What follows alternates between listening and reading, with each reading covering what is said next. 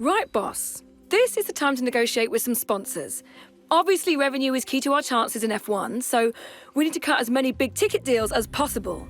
Now is the time to make it happen. Welcome back to another part of this F1 25 My Team career mode. This is part number 10 today for the British Grand Prix. But before we get on to things, seeking sponsorship for the first time in this series. And on this game, we have got a title sponsor to think about, of course. We've had X4MIG since the start of the season, but now it seems it is the open window to start pondering next season, which I kind of like. I like the fact we're, with the driver talks we've had already with Tramnitz, let's say, in a previous episode, now here, the sponsor talk. I like that there seems to be a bit more long-term management or thinking ahead into the next season about these sort of things, rather than it all being just over the winter break, from the end of the season to the next, basically. So we can see the different deals here. In my mind, X4MIG still looks like the best bang for buck deal as a sponsor as a whole, in terms of the weekly salary, but also the signing bonus. And obviously we've built up a lot of, loyalty to this brand in game. We're nearly at level 6 of the loyalty. But within X4MIG, if you click into it, we can actually look at the different contract offers. So we don't have to just blindly accept what it said on the top line there. We have these 3 different counter offers. So there's a higher income one, easier season goal, and then a more favorable contract term. So the 2 left ones are kind of, 100% chance of signing. It's, basically what we're getting on the far right, the current sponsor, the current deal we have, just maybe obviously skewed to higher income weekly or a much easier season goal. The more favorable contract, though, that's the one I want to try and go for. It only says 35% chance, but that would give us the biggest amount of weekly income and maintain that signing bonus, and the seasonal goal is actually pretty easy, I think, and has the highest value. There are opportunities, it says at the bottom, to have further talks, basically, and counter offers take time to consider, and there's a certain number of attempts. I'm hoping that by the time we get through to maybe being at like a make or break situation, we could have built up more loyalty with X4MIG, and that we can get that best deal under the table. Okay, we've sent off that sponsor contract proposal. With any luck, we'll hear back soon.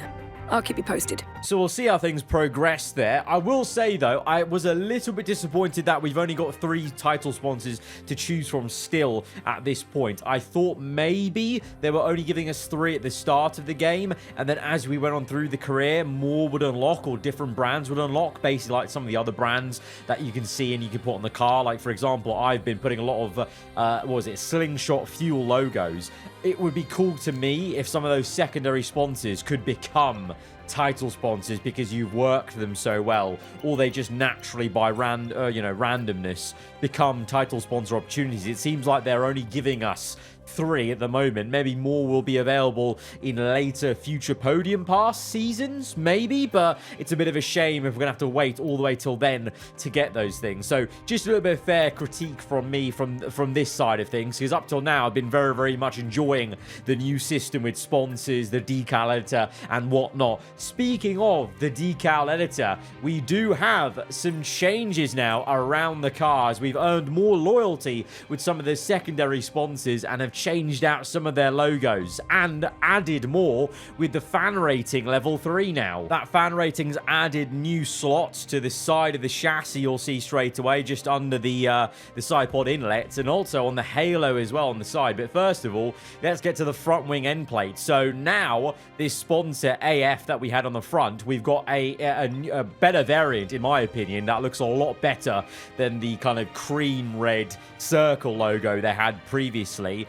And then on the front nose cone, we've got one more slot. So now it's starting to look more like a genuine F1 car with multiple sponsors, lined up, stacked on top of each other on the nose. And then on the side pod as well, we gained one more slot that I could add onto the side, very bottom edge of the actual side pod. I also moved around the Slingshot Fuel logo. And then on the halo, we have now got 2 positions available on either side for new sponsors, and we've just swapped out a couple of logos here and there. We put the P-Metric, the latest sponsor we got, on the side of the chassis. We put JPB on the rear wing now.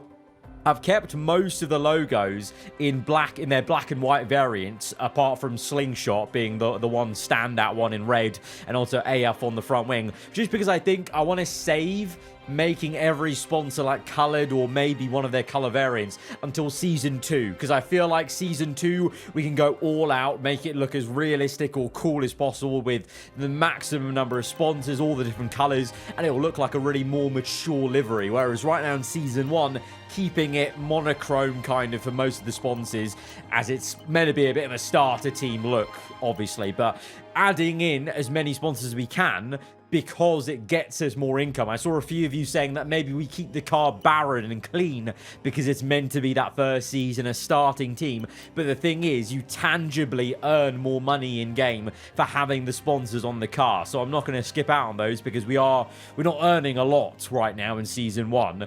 And that's been our biggest bottleneck, is just having cash to spend on facility improvements, really. In terms of the owner training then, though, been having a look at what to purchase. We're going to go for the one that improves the rate at which the driver talks progress. So that green bar that we've seen with Tramnits, with Button, that will progress quicker with this perk. Won't take effect yet because we have to do the owner training as per usual, and we don't have the time at the moment until the British Grand Prix to do said training, but I think that will be quite useful because we're getting to that point nearly where we're going to start seriously contemplating our driver lineup, as the window is going to open soon.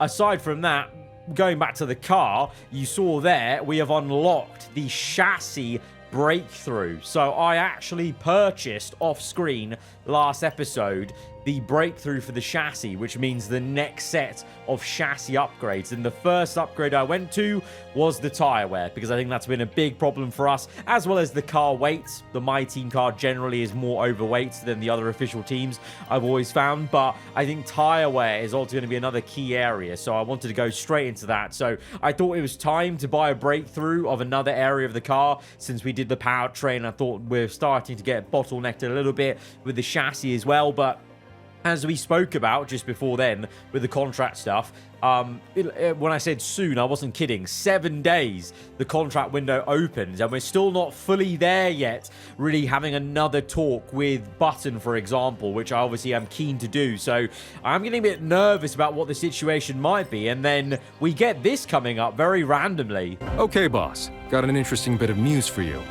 We've had a driver reach out to us to ask if we'd be interested in a preliminary chat with them about possibilities for next season.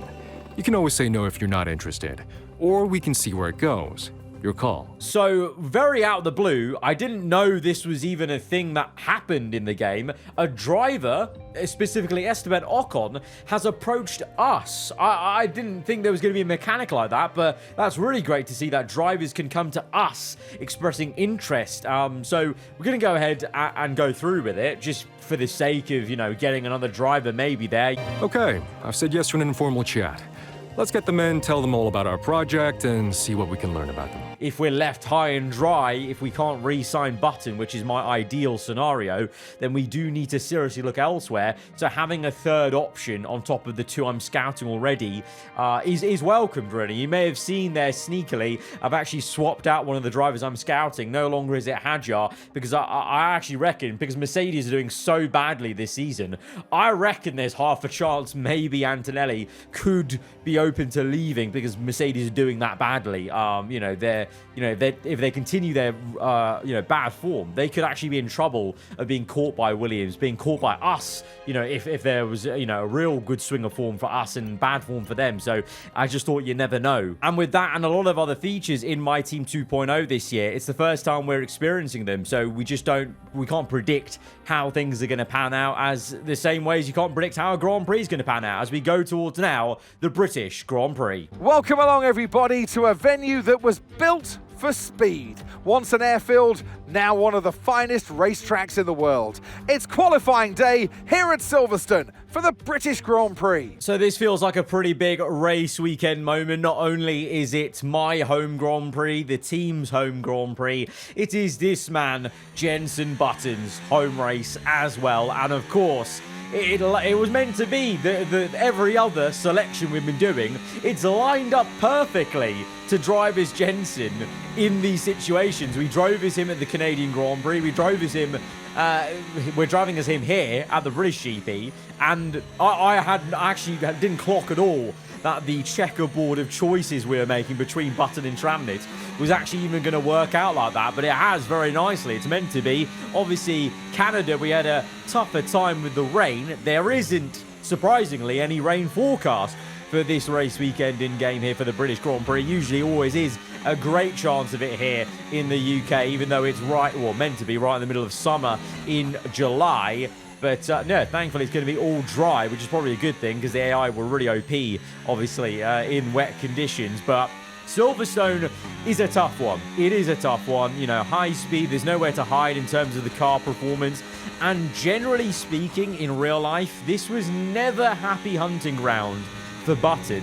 And in the game, it's not been a happy hunting ground for me. If you've been with me for a couple of years at least, you'll know Silverstone's kind of a bit of a bogey circuit for me in terms of performance, and then also bad luck. We've had some horrendous luck here at the British Grand Prix in games gone by. I think there was one game where we maybe had a bit of luck and decency. I'm trying to remember if it was F1 22 or 23, I want to say. But yeah, for the most part, I'm kind of lining up with my favourite driver here, JB. Never really done that well at Silverstone, so I'm hoping we can turn the tide here on F1 25. Tim Tramnitz, though, gets knocked out in Q1, so that's not a great first sign of things. Clearly, Williams and Alpine continuing to look good in terms of the R&D. I just mentioned them. Mercedes, another absolute howler. I mean, Russell did get a podium for them last race, but then they just vindicate what I was talking about, is overall, they've had some horrendous form this season. They're both knocked out in their home race. Anthony and Russell, both out in Q1. Maybe other teams around, maybe other teams in the midfield made some upgrades. I didn't get a chance to look at the R&D chart. Obviously, we know Williams and Alpine and Aston had a massive uptick, but maybe, maybe Haas kicked Sauber in their V car. Maybe they made some upgrades. We don't know. I'm going to have to check up on that next episode. But we go into Q2 then with a scrub set of tyres this is. So this is one of my tyres I used in Q1 because we only have one fresh set for this session. So I thought I'd just set a banker on that first lap, and then that gives me a yardstick to aim for with the delta time. But to my surprise, that first lap, I know it was pretty slow on worn tyres, but 4 seconds off the pace from provisional P1 in Q2, that got me a little concerned. So I have to gain, well, like 2 seconds, and that will only put me up to like just about in the top 10, I think. So that's worrying. I fear we may not be getting into Q3 in the home race. That's a bit frustrating, but as I said, I mean, I could count on myself to get through into the top 10 in Canada. I wouldn't count on myself to do it at Silverstone, and lo and behold, that may just happen here. I mean, let's pause the negative talk for a second until we get to the end of the lap, but we do get towards the end of the lap. It's 1.8 gained, and like I said, 2 seconds gained, and that would only just about get us into the top 10. So 1.8, what is it going to be? If by some miracle will that get us through? No deleted lap times, no revised lap times with the simulations, and it's going to be a P11. I mean, narrowly missing out.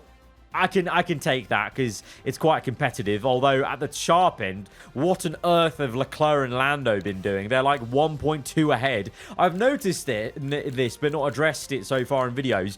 There seems to be a little bit of funny business with some of the simulated lap times for like P1 and P2. Sometimes when you go from the end of the session and go to that black screen and load into the race results in Q2 and Q3, on occasion. So I'm hoping maybe that's one of the things that could be looked at for a patch, maybe just getting more consistent simulated times. But P11 just outside the top 10. Clearly, you know, you can see with both Williams through, both Alpines through, those two teams are really genuinely making the most of their latest R&D upgrades, and we haven't made too many upgrades as of late. We've got some in the pipeline, but we have to accept that's where we are, so we can't be too disappointed. Actually, that's probably the maximum we could have hoped for today. Let's just try and, you know, maximize things again then in the race. Welcome everyone as you join us at a former Second World War aircraft base, now converted into one of the great motor racing tracks. Britain is one of only 2 countries to have held a Grand Prix in every year of the Formula One World Championship, and long may that continue. This is Silverstone, and this is the British Grand Prix. Off the back of a fantastic qualifying session, it's time to see how our starting grid looks like for today's race. A fantastic effort from Charles Leclerc yesterday, and it's put him on pole. And Lewis Hamilton completes the front row. As we continue through the rest of the grid today, we have Verstappen, Norris, Yuki Tsunoda, and Piastri, Albon, Gasly, Doohan, and Jenson Button, Lawson, Sainz, Esteban Ocon, and Hülkenberg, Fernando Alonso, Behrman, Isaac Hadjar, and Tim Tramnitz, Bortoletto, Stroll, Russell, and Andrea Kimi Antonelli rounds off the grid. With preparations almost complete, let's head down to the track. Well, it's been a long time since I last worked with you. Good to see you again today. Anthony Davidson. Mystery, intrigue and skullduggery behind the scenes. I think that's what's going on with our 11th team here, because they don't seem overly happy with the driver lineup they've got. And if you are one of those drivers, it's awful, because you know that the success of your team that you've helped build from inside the car is now almost going against you, because your team are looking elsewhere. So we're going a little bit different here for the start of the race. I am on a set of soft tyres, as are a couple of other people behind me. Carlos Sainz, one of our rivals in the Williams, but most people ahead of us on the medium tyre. But I thought we have a fresh set of softs. Obviously, the reason why the top 10 won't go on softs is they've used all of theirs in qualifying, whereas we do have a fresh set because we didn't make it through. So I'm hoping we could use that to our advantage of pushing on. I think that's what Sainz is clearly thinking, and others that are behind on the soft compound. It is a one-stop either way, soft to hards or medium to hards. So also, I figure we also might be able to get an undercut going by pitting earlier onto hards off the soft. So maybe that negates any tyre wear issues with this compound. We're up to P10 because of an engine penalty as well, so hopefully that's a good omen of things to come in this race. But as much as I would love to do really well in this race, clearly Alpine and Williams have just carried on that momentum from last race weekend. They're looking feisty. It's going to be a tough fight for sure today around Silverstone as we go to 5 red lights for the British Grand Prix. It's a Ferrari front row lockout there. Leclerc on pole. Hamilton, though, from second place. I think he got a pretty good start there into turn 1. It may just be the Brit leading as we managed to get 2 positions up into P8. Sainz also making a quick start. He's made a couple of overtakes. He's up into P10, and it is a good start for the home favourite, Lewis Hamilton, side by side with his teammate Leclerc. Leclerc comes back at him for first place. It's still, though, crucially, the 1-2 for Ferrari. Verstappen third, followed by Norris, Tsunoda, Gasly flying high in P6, ahead of Piastri in the other McLaren. We're in P8 ahead of Sainz, Doohan, Albon and Alonso, but all 4 of those cars behind me, they will be on it. We saw how quick Alonso was around Austria, Sainz as well, and then Albon and Doohan, if they have a cleaner race than Austria, they'll be there as well, as on the end of lap 1. Well, Lewis trying to make a move, having a little half look, can't quite make one, whereas Sainz does make a move on our outside. We try hard to fight the Spaniard, but we just can't do it. He's got the better racing line on the left-hand side, and we have to slot in the P9, but hopefully we can come back at him. But he's on the soft tyre. Alonso is as well. So if anyone's going to overtake us, it probably would be him. But Doohan's also looking pretty damn feisty. I'm not going to lie. Early stages in this race, I felt like the AI were pretty damn racy around Silverstone. Kind of like Miami, where they're a little bit too quick for you, maybe out of the corners in that sort of sense. So let's see how things progress. But you can see I'm already losing the back end of Sainz, and Doohan is just closing on us, even despite being on the medium compound to our softs right now. And Sainz is getting onto the back of Piastri, so Piastri's really struggling in the traffic for McLaren, whereas Hamilton underneath the rear wing of his teammate, looking to get out of the dirty air and into the lead of his home race in the Ferrari. Hamilton is going to slot through for P1. The two Ferraris swap with minimal, effect for their race, because obviously the worry is the two teammates fight too much and they invite Verstappen, they invite Lando in. But right now, they're playing it sensible and it remains a strong 1-2 with now the second Ferrari able to defend Verstappen, this time being Leclerc rather than Hamilton, as we move on to lap 3. And I'm constantly looking in my mirrors and behind me to where Doohan is. The engine temperatures aren't even that hot, so right now we can't blame that on the engine temps being hot and wearing the engine, and that's why we're slow. I think it is just the AI. At some circuits, they seem to be a bit unbalanced with how quick they are out of corners and on straights. And to be honest, if I look back in hindsight, that probably was the case with Miami. And I've seen a few of you guys in forums and stuff and the EA Discord also say that. So I think that is a tiny issue. It used to be an issue way more back on F1 22. It looks like maybe it's crept in slightly back again here on F1 25. I mean, so far, we've been enjoying pretty much only positives with the AI. Great mistakes, great side-by-side battling, actually racing each other, not too many trains forming. There were going to always be a couple of negatives that creep in, and I guess this is fair to say this is one of them, but we'll just have to get on with the job right now and try and see where we end up. It means Doohan is attacking us, and we're not going to go down without a fight. We will come back at Doohan straight away to try and get that position back, but it's a case of how long can we maybe hold him up in a way, I guess. But I'm kind of hoping there with Sainz snapping at Piastri's heels that we could maybe slot in and be opportunistic there, because if they fight too much, that might just open up the door somewhere. So we're trying desperately to keep within 1 second of that battle. We are doing so, and look at the way Sainz is moving as he nearly lost control of the car, trying to move so vigorously behind the rear end of the Australian, who is struggling in the McLaren. And I've got to say, by the way, annoying to see Piastri just not doing that well in the season so far compared to obviously how great he's doing in real life, as we see Verstappen now maybe having a go at the Ferrari. The deadlock, the 1-2 is broken. Verstappen up into P2, and all of a sudden it could be a classic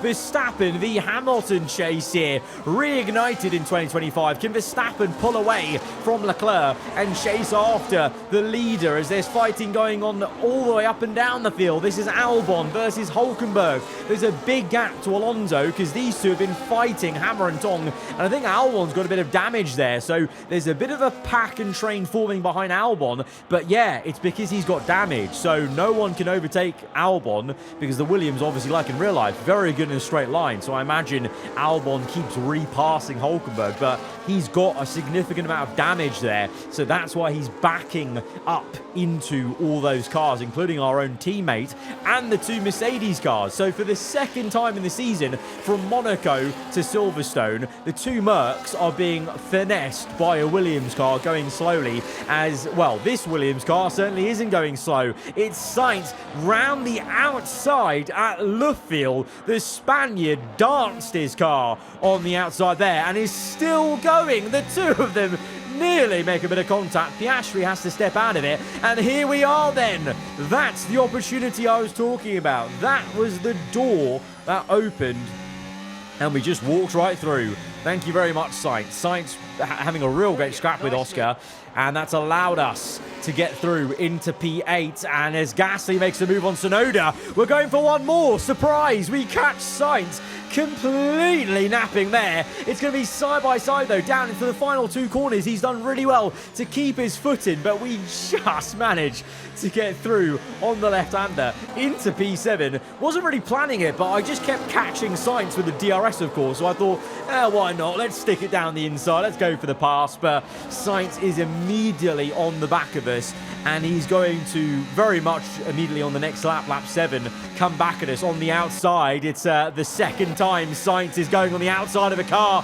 through cops, and he's, fair play to him, committed all the way through into Maggots and Beckett as well, and fair and square, he re-overtakes me there. I tried my hardest to squeeze him out, but he kept his foot in, kept his wits about him, and he's retaken the position. And now we're being attacked by Piastri, Doohan, and Alonso are in the background there. We make a move to re-pass Sainz, but only because I was about to be passed by Piastri, so I almost had to make the move on Sainz just to defend Piastri there. Otherwise, it would have been a double overtake on in that section, in that sector, all of this lap. So yeah, a lot of fighting going on, but we've lost a lot of time now to Tsunoda and Gasly, and this looks like maybe where the fight is today then with Sainz. I normally wouldn't say with Piastri, kind of more Doohan and Alonso.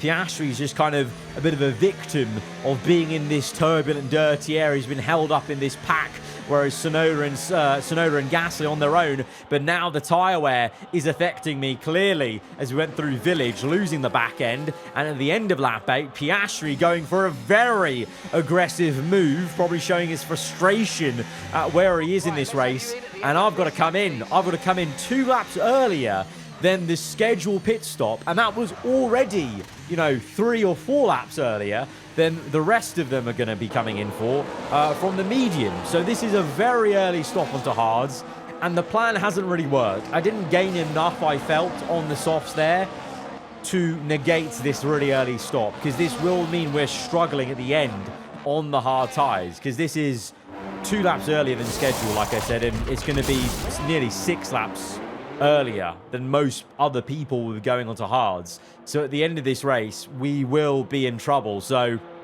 I hate to say it, this is looking like a real scrappy and difficult British Grand Prix for us. A home race where we're going to just have to dig deep and see what comes towards us, but it may not be a lot. We might have to accept that. Clearly, we've taken a step back, basically, because Williams, Alpine, Aston, they've moved forward so much in the R&D chart that it's hurt us a lot. But obviously, that's realistic. It'd be very surprising if we just kept that level of point scoring after seeing such movement in the R&D chart.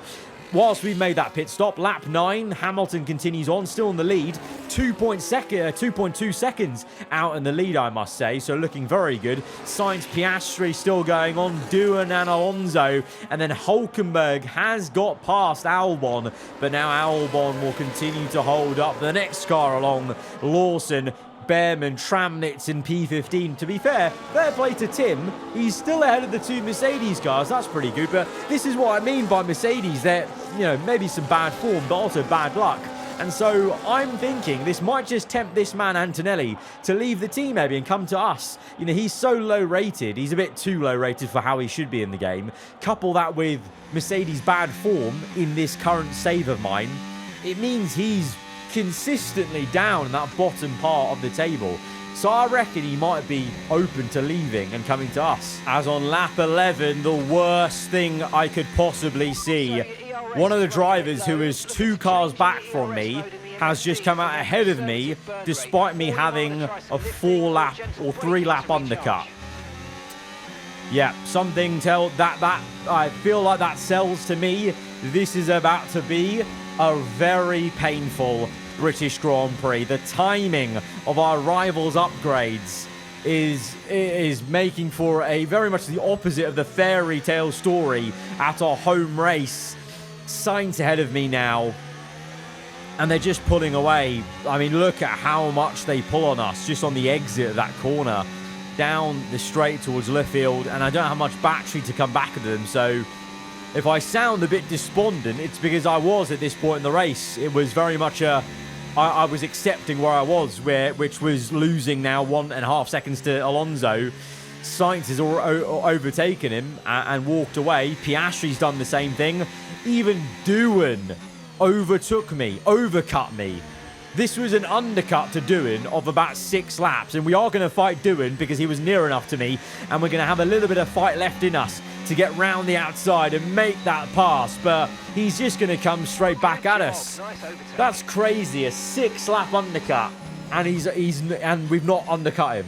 Like, it's a 6-lap, just early pit stop. That's it. As he comes back at us with ease, and we're down to P11. We're out the points. Are we about to score 0 points in our home race? We've had a really good run of form of point-scoring races ever since, the Miami Grand Prix, I think it was? And it's going to come to an end at the worst race for me. Like I really didn't want it to be like this. If it's going to end anywhere, please not let it be here, but it is. It might be at Silverstone. Yellow flags, though, ahead. Tsunoda on the top left. Down the order, he's out. Tsunoda's out with an engine failure. So all of a sudden, that gives us a glimmer of hope to maybe score 1 championship point in our home race. And look at the top left. Tramnitz up to P12.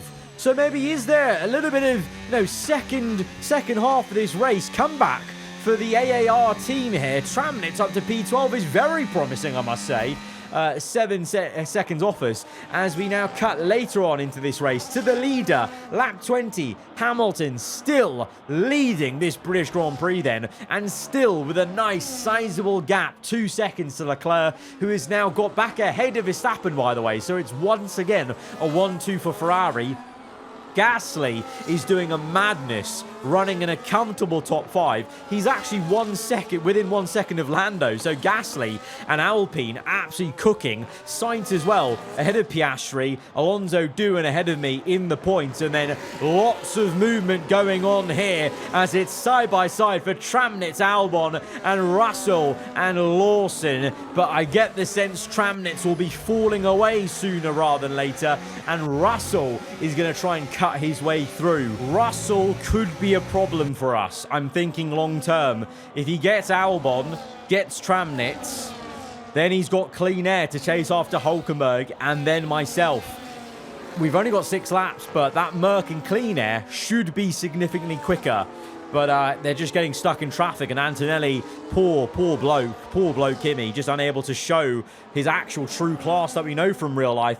There's fighting going on between Albon and Tramnitz, Behrman and Lawson, so some nice squabbles outside of the points today around Silverstone. Tramnitz is held on up till this point, but now is starting to fall down the order. Albon's got him with the damage, I must say, by the way. Albon's still got that damage, and he's overtaken Tramnitz. So I think that's just showing, in reality, our car is just not that quick, and this is our worst nightmare realized. Russell overtaking Hulkenberg with 3 laps to go, and my tyre wear is really quite poor on that front left especially.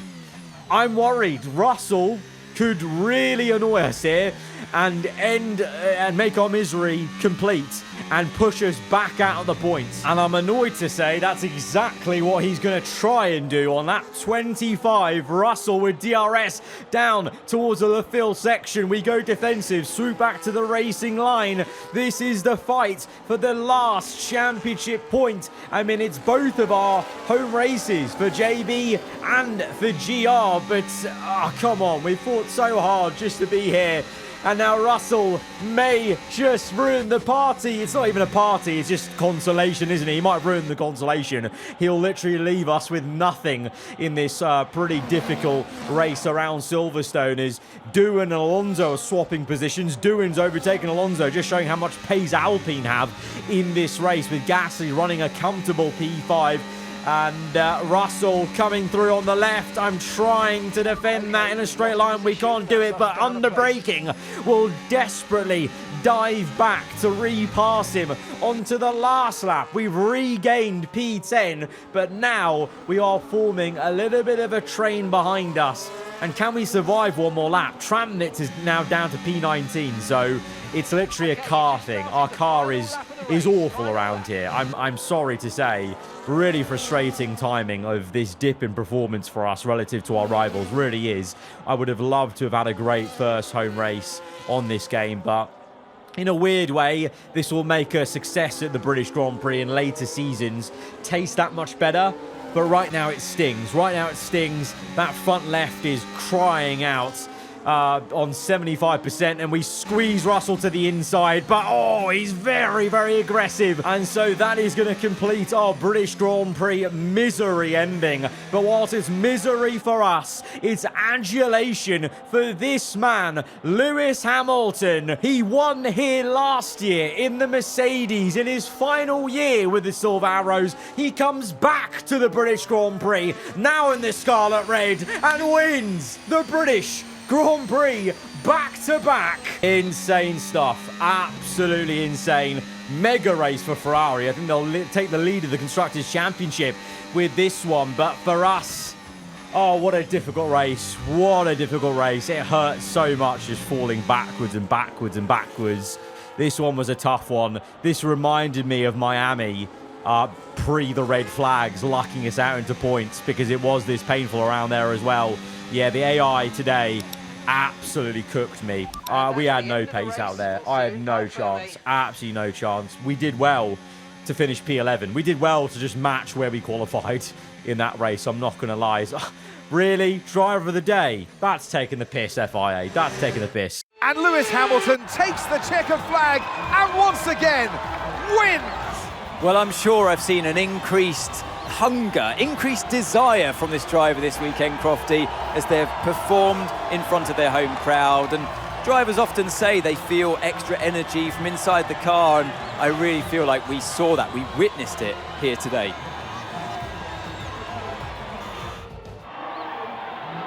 It's what they've all been racing towards, waiting for them. High above the pit lane is our podium.